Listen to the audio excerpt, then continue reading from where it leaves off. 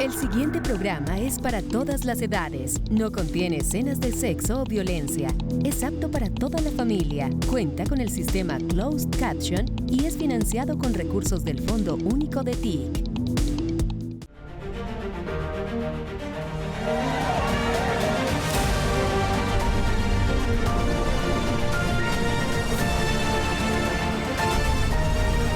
En esta emisión, Colombia logra el nivel más bajo de desempleo en este siglo.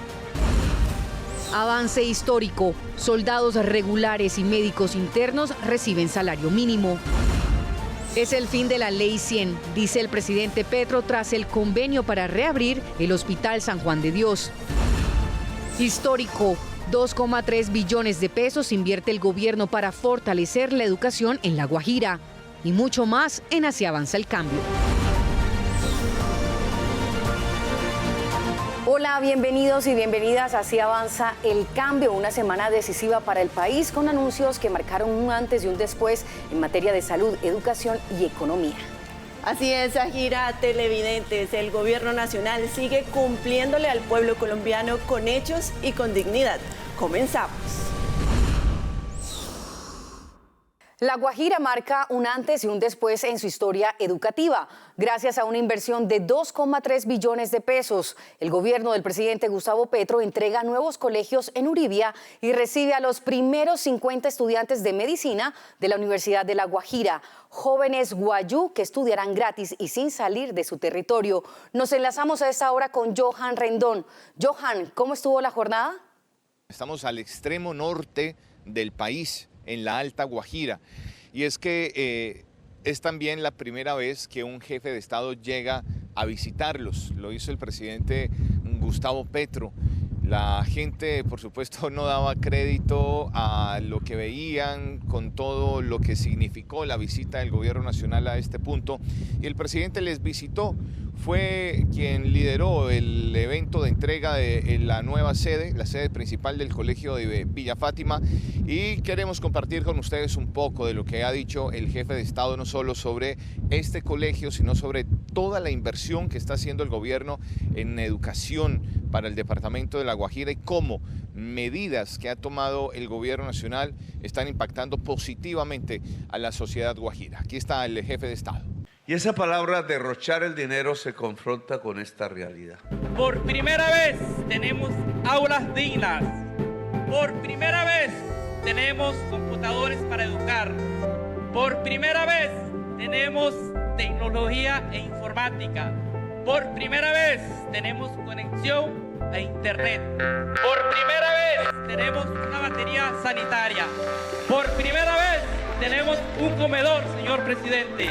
Tuvimos que esperar 60 años para vivir hoy un sueño hecho realidad. Señor presidente, quiero hoy contarle al país colombiano que por primera vez un presidente de la República de Colombia visita hoy el corregimiento de La Guajira en la institución educativa integral rural de Villa Fátima. De esta manera, el gobierno del presidente Gustavo Petro le está cumpliendo con educación a La Guajira. Además, el jefe de Estado defendió los resultados económicos que ha mostrado al país. Es cuando más puestos de trabajo hay en la historia, cuando al elevar el salario mínimo para quienes reciben un salario, que son millones de personas, se ha multiplicado en el conjunto de la sociedad, porque ahora se demanda más comida, más agua, más educación. Esta jornada marcada por la entrega de resultados en materia de educación desde el gobierno nacional, pues no solo tuvo como escenario el colegio de Villa Fátima, donde estuvimos, también el presidente Gustavo Petro estuvo entregando el colegio de Juyasiraín, ya más hacia el casco urbano del municipio de Uribia. ¿Saben cuánto fue hasta hoy la cifra total de inversión en educación por parte del gobierno? Ya lo decíamos también al inicio de este informe desde Bogotá, 2.3 billones de pesos, una cifra histórica. Bueno, pues hablamos también con quienes se van a beneficiar de la calidad educativa, esa educación digna que el gobierno se ha fijado entregarle a los guajiros allí en el casco urbano de Uribia, con la entrega de uno de los 7 colegios que se entregaron en los últimos días. En su paso por La Guajira, el presidente Gustavo Petro también visitó las instalaciones de la institución etnoeducativa técnica agropecuaria Juyasirain en el municipio de Uribia, donde señaló lo siguiente. Si leemos, si entendemos, si discutimos, porque nadie tiene la verdad revelada, si actuamos a partir del saber y no de la amenaza, sepan ustedes que tendremos una Guajira cada vez mejor. Y que las posibilidades de vivir en La Guajira cada vez serán mejores. Cabe resaltar que esta sede educativa hace parte de las 7 infraestructuras que el Gobierno Nacional pone en funcionamiento en la región al término del primer mes del año. Dejamos inaugurado el colegio. Espero que podamos en estos 6 meses que nos quedan, ministros y ministras, inaugurar más. Y espero que en La Guajira me hice libre, dice el vallenato, ¿cierto? Pues ojalá que en La Guajira seamos todas y todos libres.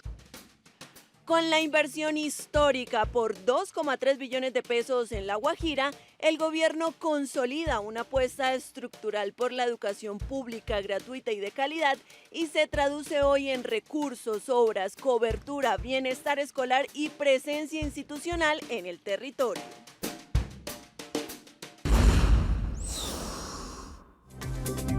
Colombia cerró el 2025 con una buena noticia. El desempleo llegó al 8,9%, la cifra más baja en más de 20 años, según el DANE.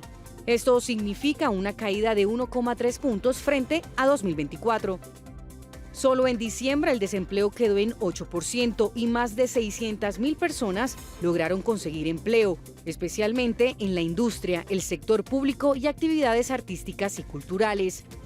La población ocupada en el país para diciembre de 2025 alcanzó 24.224.000, una variación absoluta de más 603.000 ocupados y ocupadas desde los 23.621.000 que reportábamos en diciembre de 2024.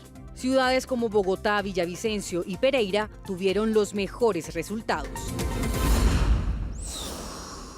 Salario mínimo vital y digno para quienes cuidan la vida. El gobierno del presidente Gustavo Petro puso fin a años sin el reconocimiento a los médicos internos del país. Una excelente noticia para unos 8.000 jóvenes.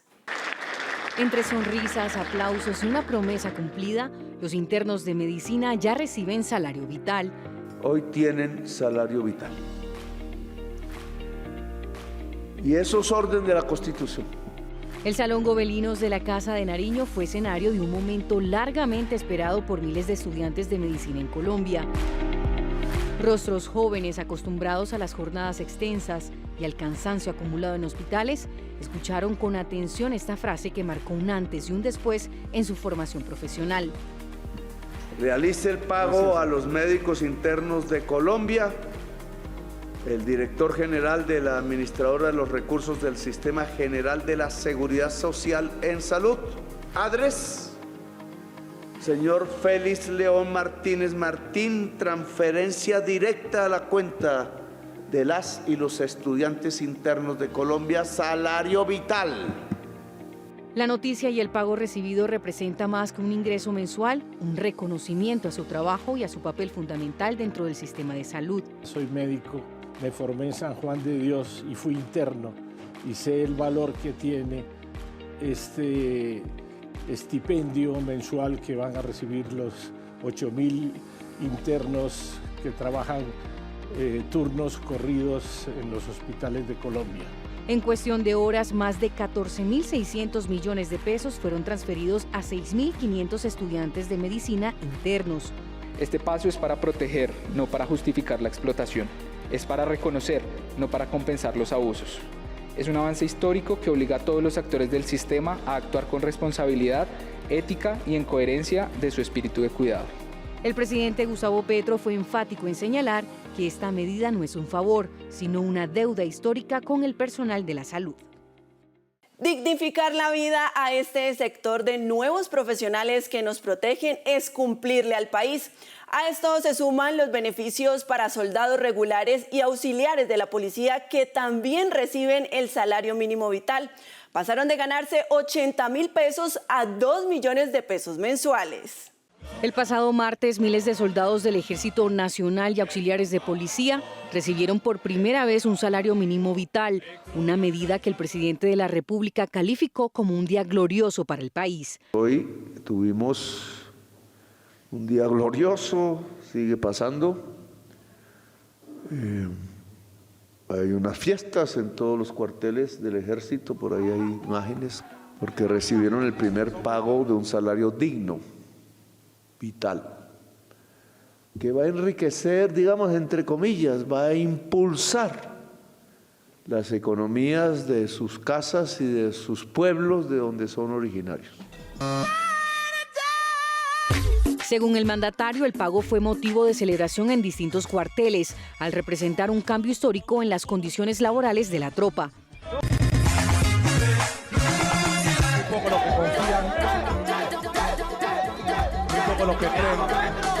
Los soldados de Colombia en general son hijos, en su mayoría, de barrio popular, no son ricos.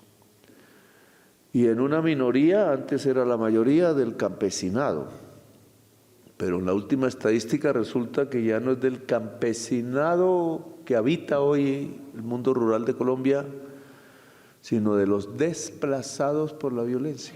Finalmente señaló que, contrario a los temores expresados al inicio de su gobierno, las fuerzas militares no se han debilitado y hoy hacen parte de los cambios políticos y sociales que vive el país. Y en este espacio de la entrevista le damos la bienvenida a Santiago Moreno, presidente de la Asociación Nacional de Internos y Residentes ANIR, quien nos acompaña justamente para hablar sobre el salario que ya están recibiendo los estudiantes de medicina internos. Doctor Santiago, empecemos por recordarles a los colombianos qué es ser un médico interno. Hola, buenas tardes a todos. Muchas gracias por la invitación. Sí, es un tema que tiene como un poco de confusión en la población general, que no está como tan permeada del ámbito hospitalario. Básicamente un interno, nosotros tenemos en el pregrado prácticas casi desde la mitad de la carrera, pero el interno es el médico que no se ha graduado todavía y está haciendo su último año de prácticas, que generalmente es en un hospital de tercero o de segundo nivel, en los pueblos, digamos, lejanos o en ciudades intermedias del país, diferente a lo que es un residente, por ejemplo. Es un médico graduado y que está haciendo su especialidad, tipo pediatría, medicina interna o medicina familiar, entre otros. Santiago, y precisamente después de 64 años de lucha de la asociación, hoy, ¿qué significa recibir el salario mínimo vital? Pues para nosotros como asociación es un logro grandísimo y estamos muy contentos de poderle dar y cumplir a los internos con esta deuda histórica que siempre ha existido, que el gobierno, digamos que desde hace muchísimos años había desconocido la labor de estos estudiantes que generalmente tienen que enfrentar unas situaciones bastante difíciles, que se enfrentan a matrículas extremadamente costosas, así que pues digamos que equivale a un salario vital, pero pues no es un salario, es un auxilio del gobierno. Creo que esa es una de las próximas apuestas que tenemos como asociación, es como el reconocimiento de toda la labor que realiza. Cuéntanos acerca del antes, hablemos un poquito de la historia. ¿Cómo le reconocían a los médicos internos, a los estudiantes que estaban haciendo las prácticas, justamente ese reconocimiento, esa labor? ¿Cómo era eso? Hace muchísimos años había lo que era un estipendio y digamos que en las últimas décadas había estado más que todo a cargo de los hospitales. Y eran muy pocos los hospitales que ofrecían un pago a sus internos, que a veces era de medio o de un salario mínimo. Eran muy pocos y eran unas plazas bastante luchadas por los internos, especialmente quienes tenían la necesidad, pero pues ahora es genial que cada uno de los internos pueda acceder, está haciendo o no en el país, con tal de que esté matriculado en una universidad colombiana. Santiago, aquí hay algo que todos queremos saber y es precisamente en el ámbito personal, ¿qué significa hoy recibir ese salario?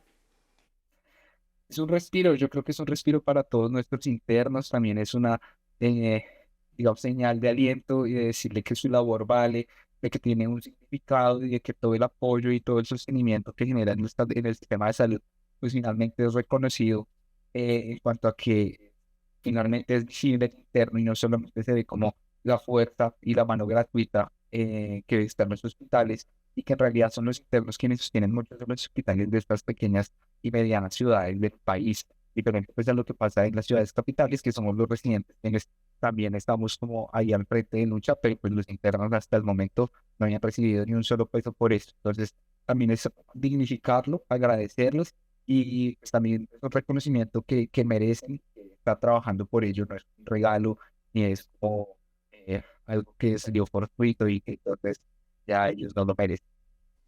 Háblenos ahora acerca de su participación, de la participación de ANIR para que esto se hiciera realidad. ¿Cómo fue ese proceso y justamente su liderazgo?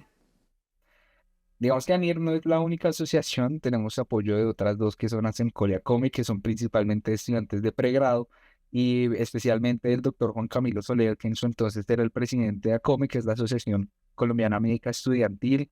Entre todos, digamos que con el liderazgo de él también se presentó la propuesta del artículo para la reforma laboral. Incluso hubo otras opciones cuando la reforma laboral estaba temblando un poco, de incluirla en la consulta popular que había propuesto el gobierno.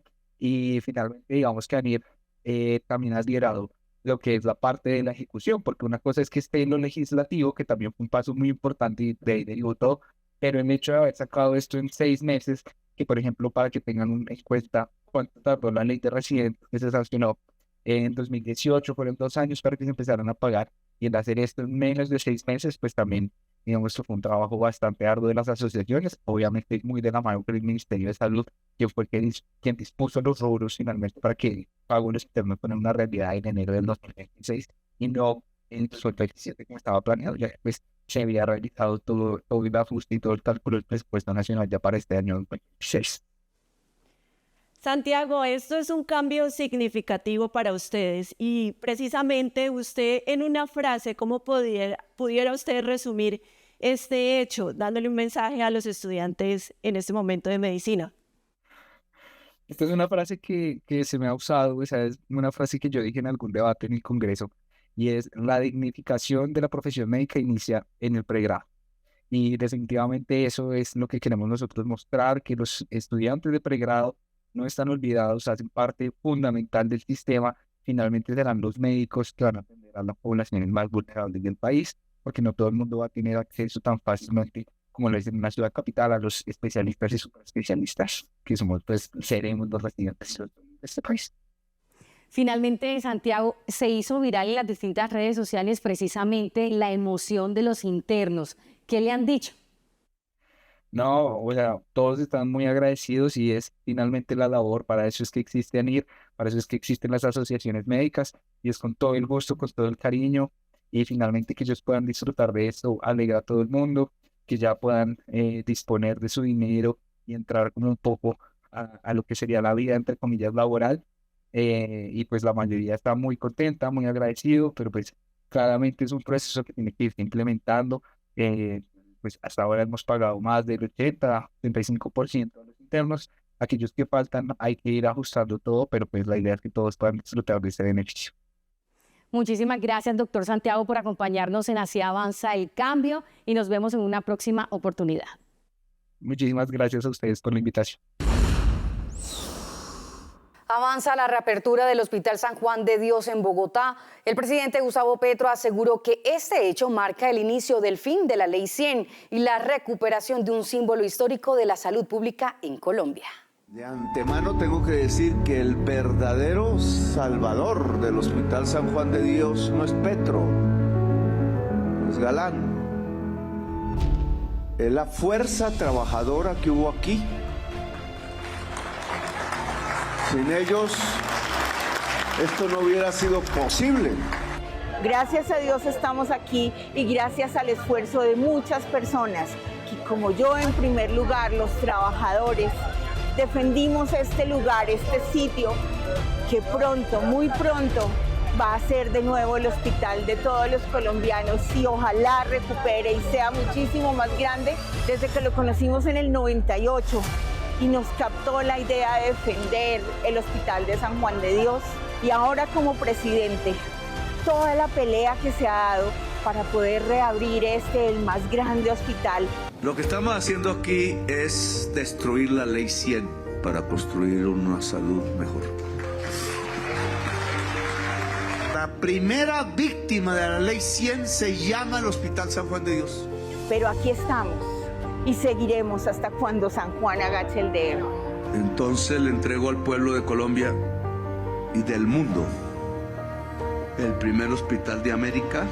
Aquí este hospital revive la salud pública de Colombia. Y seguimos con noticias internacionales. Este martes se realizará la reunión oficial entre el presidente de Colombia, Gustavo Petro, y el presidente de los Estados Unidos, Donald Trump. Nos enlazamos con nuestro compañero Daniel Telles, quien nos contará la agenda del mandatario colombiano en Washington. Los saludamos desde la residencia del embajador de Colombia en Washington, el embajador Daniel García Peña. Embajador, gracias por estar con nosotros. Estamos en el lugar justo donde se realizan todos los preparativos de esta visita del presidente Gustavo Petro y tendrá una reunión con el presidente Donald Trump. ¿Cuáles son las expectativas que se tienen para la reunión que se realizará esta semana? Pues una reunión muy importante. Efectivamente, la primera vez que los dos jefes de Estado se ven cara a cara, es la oportunidad para establecer ese diálogo directo entre los dos mandatarios, pero la expectativa es que podamos reafirmar los compromisos de Colombia en temas que son también intereses de Estados Unidos, como la lucha contra el narcotráfico, los grupos transnacionales, oportunidades para empresas norteamericanas en Colombia, de tal manera que tenemos muy buenas expectativas de que esa reunión pueda abrir una nueva etapa de las relaciones entre Colombia y Estados Unidos. Embajador, sabemos que el presidente Gustavo Petro va a tener otros encuentros, además del encuentro con el presidente Donald Trump. ¿Qué sabemos hoy de la agenda que va a tener el mandatario colombiano? Pues además de la reunión con el presidente Trump, habrá una intervención ante el Consejo Permanente de la OEA. Va a haber encuentros con empresas norteamericanas, con el sector académico, con congresistas, tanto republicanos como demócratas, y habrá un encuentro también con la comunidad de la diáspora colombiana aquí en Washington. Embajador, muchísimas gracias. Obviamente esperamos los resultados más fructíferos para los connacionales, para todos los colombianos y para los estadounidenses también. Ustedes sigan con más noticias del Gobierno del Cambio. En Panamá, donde se realizó el Foro Económico Internacional América Latina y el Caribe 2026, el presidente Gustavo Petro propuso un pacto por la vida y la libertad en las Américas. Desde Panamá, el presidente Gustavo Petro propuso la construcción de un pacto por la vida y la libertad en las Américas. Esto sucedió durante la sesión inaugural del Foro Económico Internacional América Latina y el Caribe 2026. Un pacto por la vida y la libertad en América, en las Américas, si es preciso decirlo así, me parece fundamental. Y hay que intentarlo. En el evento, organizado por la CAF, el mandatario destacó la necesidad de integrar al continente a través del diálogo, la paz y la cooperación regional, y anunció que esta iniciativa será uno de los temas centrales en su próxima reunión con el presidente de Estados Unidos, Donald Trump, en Washington. Vamos a hablar con el presidente Donald Trump de libertad. A ver si el mensaje de Washington y de Bolívar se restablece y es la base de un pacto de las Américas por la vida y la libertad. Asimismo, el jefe de Estado propuso la creación de un Tribunal de Justicia de las Américas, esto con el fin de enfrentar el narcotráfico. Si construimos un Tribunal de Justicia de todas nuestras regiones contra el narcotráfico, que creo se debe construir. Creo. La vieja idea que se practica no ha servido para detener el narcotráfico. Lo que yo veo es que crece, crece y crece. En su intervención también advirtió especialmente sobre el impacto del fentanilo y llamó a una alianza total de inteligencias para combatirlo. La Contraloría General de la República confirmó que la compra de los 17 aviones Gripen se realizó de manera transparente y conforme a las necesidades del país. Así lo señala el informe publicado en sus canales oficiales. El ministro de Defensa, Pedro Sánchez, dio a conocer el dictamen de la Contraloría General de la República tras verificar el proceso de contratación con la empresa SAP Gripen sobre la adquisición de 17 aviones de combate. Según la inspección adelantada por el ente de control, no se hallaron irregularidades y tampoco realizó observaciones que comprometan la legalidad de la gestión. Somos conscientes que los recursos de la nación son sagrados y así lo confirma el informe de la Contraloría General de la República después de evaluar el proceso de contratación de una capacidad de superioridad aérea de los aviones Gripen. Concluyó dos aspectos importantes. El primero de ellos es que se ajustó a todos los procedimientos de transparencia acorde a la Constitución y la ley. Y segundo, que da respuesta a una necesidad estratégica de la nación. Al respecto, el presidente Gustavo Petro recalcó en un mensaje en su cuenta de X que el organismo de control no halló ninguna irregularidad en la compra de Gripen y que la Contraloría calificó la compra de los aviones como conveniente. Finalmente, la Contraloría resaltó que la evaluación técnica realizada por la Fuerza Aeroespacial Colombiana incluyó 9 variables y 157 subvariables relacionadas con características operacionales, sensores, aviónica, armamento, costos, infraestructura, entre otras, en la cual SAP Gripen, según el comité evaluador de la FAC, obtuvo el mayor puntaje.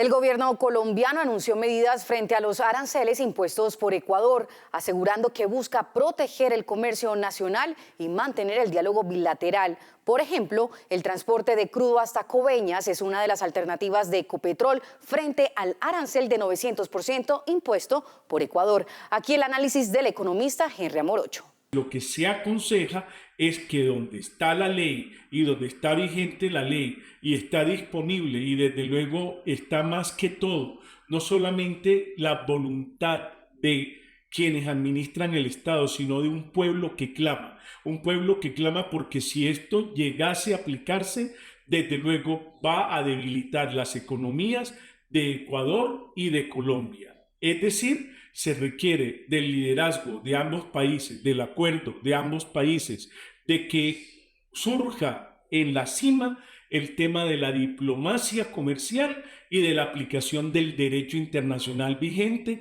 y no de réplicas que no vale la pena hacer porque indiscutiblemente no se pueden atacar medidas de seguridad con aranceles. Los aranceles son únicamente para cubrir políticas de mercado.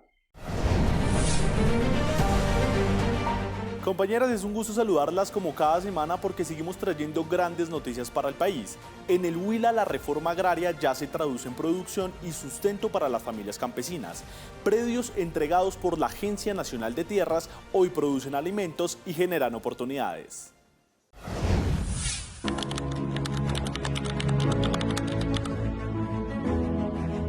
Si me paro a las 5 de la mañana, yo sé que me hago mi tinto y me voy a trabajar porque es una mata que voy a sembrar para mí. Ya no le trabajo a nadie. Uno sin tierra no hace nada. Y por ahí pasar uno jornaleando así es duro. Nunca pensé tener tierras y mire, tengo unas tierritas. Yo he sacado tomate, he sacado sandía, he sacado melón, he sacado maíz, cilantro. Yo con eso sostengo mi familia. Es para ganadito y una parte para un cultivo. Porque estas tierras son muy buenas, excelentes tierras. Pues el tiempo me ha cambiado, venido cambiando, gracias a Dios, porque ya tengo a dónde trabajar. Ya tengo también una hermosa platanera que si Dios quiere, dentro de poco ya empezamos a sacar plátano aquí en la finca también.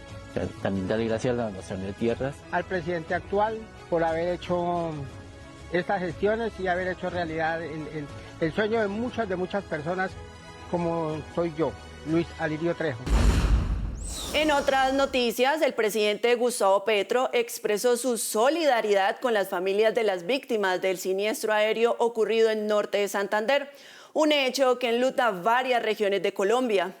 A través de un mensaje de X, el mandatario acompañó a los seres queridos de quienes perdieron la vida tras el accidente de la aeronave de Satena y aseguró que el gobierno brindará todo el apoyo necesario en este momento.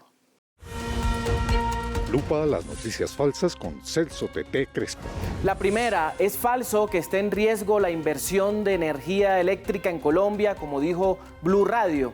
Aclaremos que no hay riesgos para generar energía eléctrica en Colombia. Miren, solo el departamento de La Guajira tiene un potencial de 60 gigas de energía limpia solar al año, cuando Colombia demanda solo 20 anuales de energía. Así que no hay riesgo general para la generación eléctrica en Colombia y el país sí cuenta con los recursos energéticos disponibles. La segunda, es mentira que el gobierno del presidente Petro haya creado 1000 nuevos puestos de trabajo en el Ministerio de Trabajo a pocos días de la Ley de Garantías y que entonces haya una feria de contratación estatal en vísperas de la Ley de Garantías. Ambas mentiras las dijo el periódico, el diario El Tiempo. Aclaración, aquí no hay nuevos empleos ni nuevos contratos, como dice El Tiempo. Es la prórroga de los anteriores contratos que terminaron en su mayoría el 31 de diciembre pasado y pues deben ser renovados en enero. Lo mismo pasa en Colpensiones, no son nuevos contratos, sino que los anteriores contratistas que llevaban años y siguiendo también las sentencias de la Corte Constitucional que así lo ordena, pasan a la nómina laboral. Esta es la consecuencia precisamente de una ley laboral digna que trasladó a más de 800 contratistas que estaban en condiciones de inestabilidad desde hace años a ser integrantes de la planta laboral. Y la tercera, no es cierto que las lanchas ambulancias entregadas por el gobierno del presidente Petro en Maicao, La Guajira, no sirvan como la oposición y su prensa lo instalaron en los últimos días en las redes sociales. Aclaremos que el hospital de Maicao tiene una sede hospitalaria en Nazaret, que está en el extremo norte de Colombia, en el Mar Caribe, donde sí se necesitan esas lanchas. Es cuestión de geografía. El presidente Petro se preguntó cómo podrían entender que ahora el sistema de salud ha avanzado, ya no deja morir a los pacientes en las rancherías costeñas porque no tienen dinero o no están afiliados a la EPS del dueño político del departamento, sino que los lleva por el mar de manera gratuita esa atención en salud hasta los hospitales de mayor complejidad que puedan aliviarlos. Estas ambulancias permitirán trasladar pacientes desde zonas como Estrella, como Bahía Honda, hasta Puerto Bolívar y desde allí por vía terrestre al municipio de Maicao o a Riohacha según la complejidad de la atención en salud que se requiera. Raquel, y con la información de Celso con su lupa llegamos al final de esta emisión de Así Avanza el Cambio. Gracias por acompañarnos y feliz semana para todos. Y nos vemos los domingos a las 8 de la noche por Canal Institucional y los martes a las 9 de la mañana por las redes sociales de Infopresidencia.